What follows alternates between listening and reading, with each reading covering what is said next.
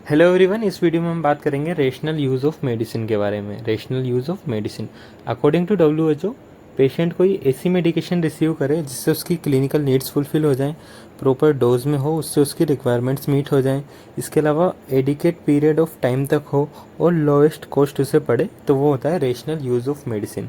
इसमें क्या होगा, उसकी जो भी क्लिनिकल नीड्स होंगी वो पूरी हो जानी चाहिए। इसके अलावा ऐसे डोज में होना चाहिए जिससे उसकी रिक्वायरमेंट पूरी होनी चाहिए। इससे कम डोज हुआ तो इनइफेक्टिव होगा, इससे ज़्यादा डोज हुआ तो टॉक्सिसिटी हो जाएगी। इसके बाद एडिकेट पीरियड टाइम तक ही होना चाहिए। ऐसा नहीं कि 7 दिन में हमारी तबीयत ठीक होगी और हम 15 दिन तक पेशेंट को दवाई दिए जा रहे हैं। इसके अलावा लोवेस्ट कॉस्ट में होना चाहिए ताकि फाइनेंशियल बर्डन ना आए। ये होता है रेशनल यूज़ ऑफ मेडिसिन। अब अगर हम बात करते हैं इरेशनल प्रेस्क्राइबिंग के एग्जांपल क्या क्या हो सकते हैं। इरेशनल प्रेस्क्राइबिंग किस के अंदर क्या क्या आ सकता है।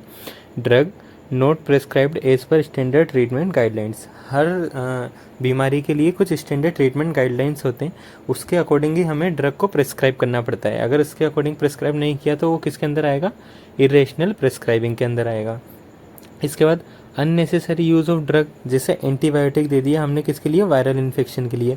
अब ये इफेक्टिव नहीं है लेकिन फिर भी हमने दे दिया, तो ये काई के अंदर आता है, इरेशनल प्रेस्क्राइबिंग के अंदर।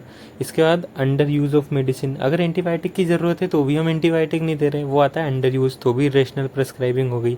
इसके बाद प्रेस्क्राइबिंग बेन्ड ड्रग्स, कुछ ऐसे ड्रग्स जो बैन है लेकिन फिर भी हम उन्हें प्रेस्क्राइब कर दें तो ये इरेशनल प्रेस्क्राइबिंग होती है।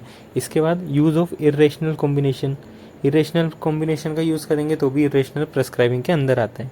अब ये हमने बात कर ली रेशनल यूज़ क्या होता है, इरेशनल प्रेस्क्राइबिंग के एग्जांपल क्या होता है।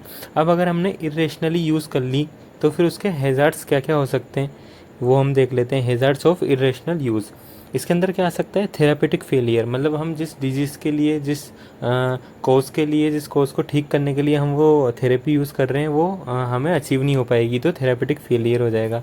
एडवर्स ड्रग रिएक्शन हो सकती है। इसके बाद रेजिस्टेंस डेवलप हो सकता है। इसके बाद क्या हो सकता है, कॉस्ट का ट्रीटमेंट बढ़ सकता है, उससे क्या होगा, फाइनेंशियल बर्डन आ सकता है। और जो फाइनल बात है वो क्या हो सकती है, loss of patients faith in doctor, doctor के अंदर जो पेशेंट होगा उसकी फेथ ख़त्म हो जाएगी। ये होता है रेशनल यूज़ ऑफ मेडिसिन।